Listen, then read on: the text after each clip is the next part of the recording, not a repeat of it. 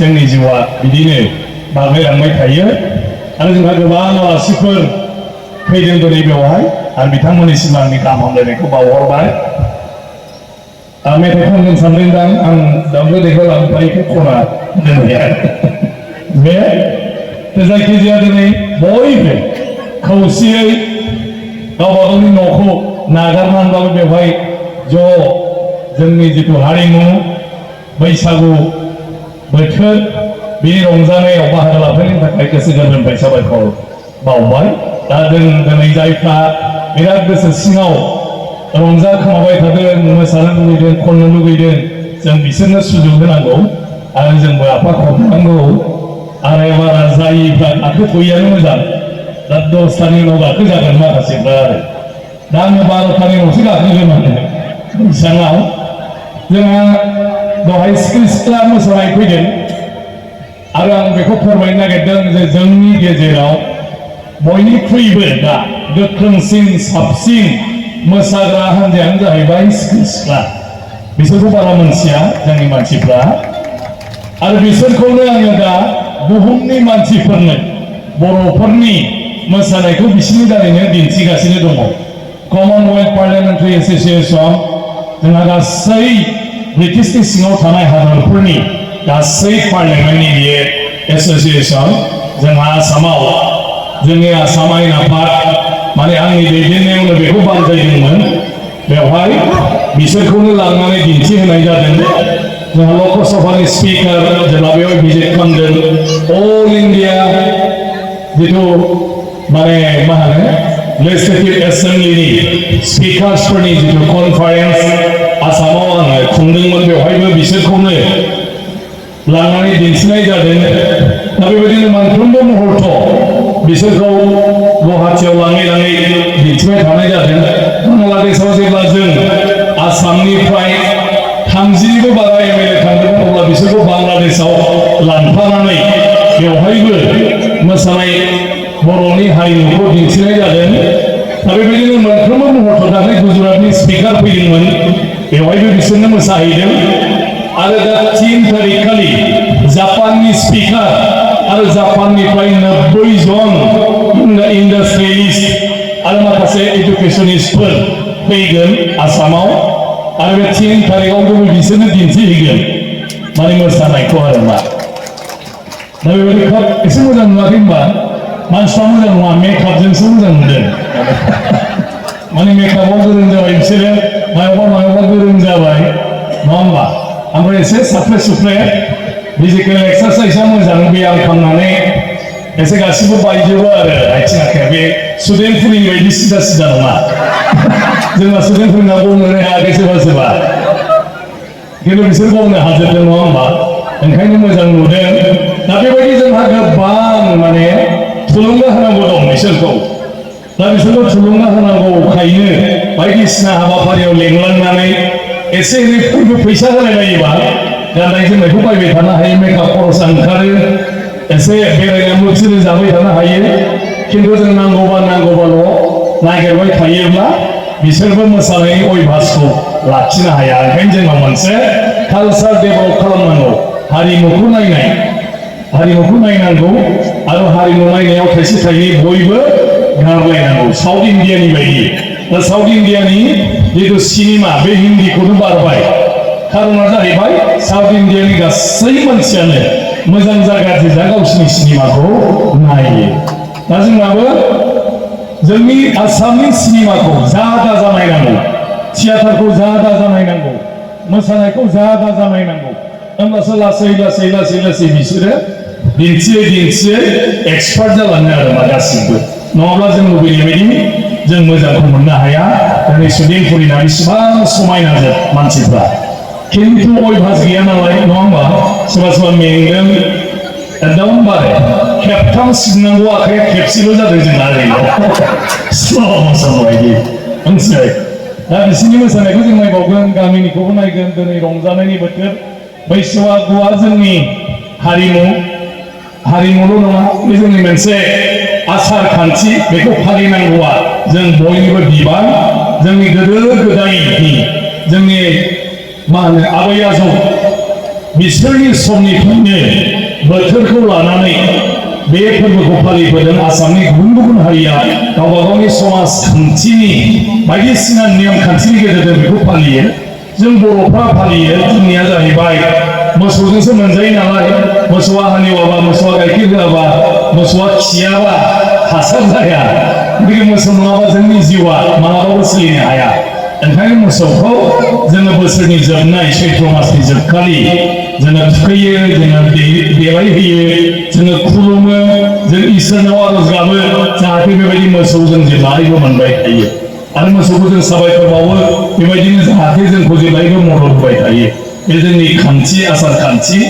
मानो होननायनि खोथा गैया, मानोना बेनो मोसौ नङाबा जोंनि जिउआ सोलिया।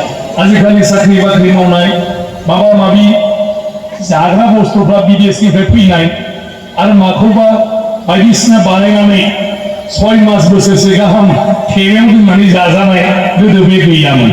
बोथोरनि बुस्थु बोथोरावनो सेस। खान्थाला जेब्ला मोनो बेखौ जाबा जाबाय, जायाबा गैला आरो सैमायानो जालां, दाउफ्रानो जालां। थालिरा मोनबाय, जाबाय, जोब्बाय। दानि बायदि चिप्स बानायनानै बेखौ दोननाय गोदो नियम गैयामोन। गतिके जोगोनारनि समाव जोगोनारा फैबाय, जानो हाबा हाबाय, हाबा सेवलांबाय। सबानो ओंखायनो आबादनि सायाव सोनारनायखाय बेखौ जोङो खालामबोदों। बिनि उनाव जोङो बैसागनि 1 अक्ट'आव जोंनि इसोरखौ खुलुमो, जोंखौ एसे सुंदर जिउ होनायनि थाखाय आरो एथ' आलो जों थांनाय बोसोराव जोंखौ लाखिनो थाखाय आंखाल गैयै, जोंनो अभाब गैयै खालामना होनायनि थाखाय जों इसोरखौ सिबियो। आरो बे बोसोरावबो जाहाथे इसोरा जोंनो गासिबखौबो हरो, जोंनो आशीर्बाद होयो।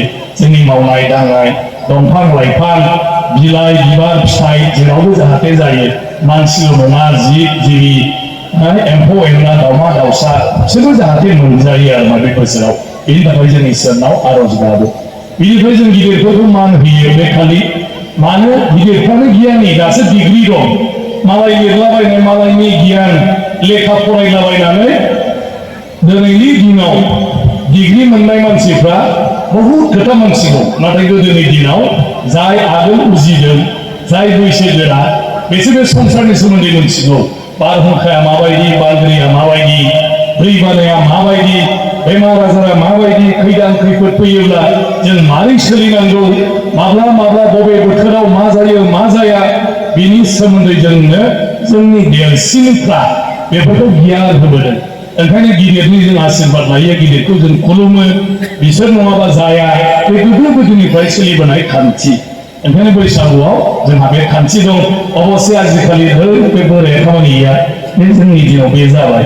खिन्थु जों बैसागुआव बेखौ खालामनाया मोजां। बिनि उनाव जोङो 2 तारिखनिफ्राय मोसाबाय, रंजाबाय, न' न'। हयथ' सुदेमफुरिया मोसाखांबाय खोमा, आंथ' गैयामोन, नङा होमबा? ना गैया? देग्लाय हाबाखै जेरावबो गैया नहनाय। एक्सुवेलि हाबनांगौ बेजों अनलायनाय, न'आव थांलायलायनाय, नङा होमबा? एसे न'नि मानसिफ्राबो सांग्रां जायो। मानसि हाबफैगोन नालाय लाजिनानै सब थिगथा खालामो आरो मा। न'आवथ' लांख्रां बांख्रां जानानै थायो न'फ्रा। गतिके बेखौ जोंनि समाजाव नांगौ। बेयो जोंनि गेजेराव खौसेथि, अनलायनाय। जों गामियाव हाबलायलायबाय नालाय आंगोआ बारायबाय आरो मा।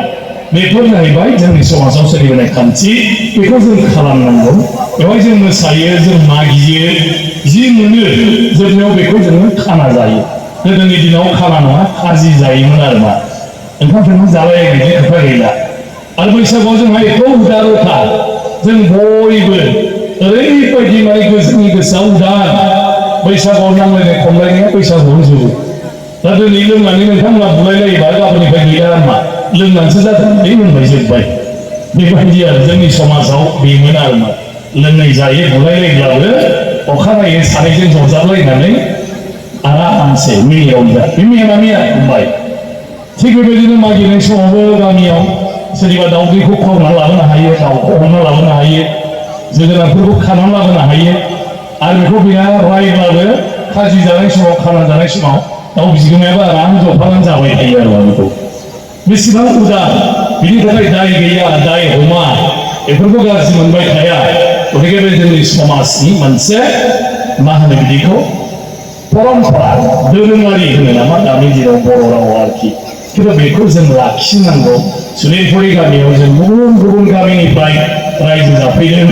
जोंहा न'नि खुरमा बाहागि बेवहाय गैया जोंहा रावबो बेवहाय गामिनि आंगोफ्रा गैया बेवहाय जों गोदान गामि गायसननानै बैनि सासे ज' मोनसे गामि मोनसे समाज आरो मोनसे न'खर बायदि जाबाय जोंनो बिदा फंबाय जायो गासिबो जेसेबां दं जोंनो आदै आयं आमाय आनै जोंनो आगै जोंनि आदा जोंनो आब' आरो सोरखौ मोनबावदों नङा होमबा बेयाव लोमजाबा साजाबा बिपद जाबा जों गामिनि मानसि मोना जों न'खरनि मानसि मोना जोंनो नायलायनांगोन आरो खिन्थु बेखौ लाखिनांगौब्ला समाज आरो समाजनि माखासे खान्थिफोरखौ जोङो फालिलाङोब्लासो बियो थायो ओंखायनो दिनैनि बे बैसागुआ आं सानो जोंनि गेजेराव बयखौबो दिनै गोबां सम लोगो मोनलायाखैबाबो रायज्लायनो मोनाखैब्लाबो खमसे खम दिनै दुखु सुखुनि बाथ्रा रायज्लायलायनायनि मोनसे खाबु होदों जोंनि गोसोखौ जों रेजें मोनदों बिराद गावखौनो सानो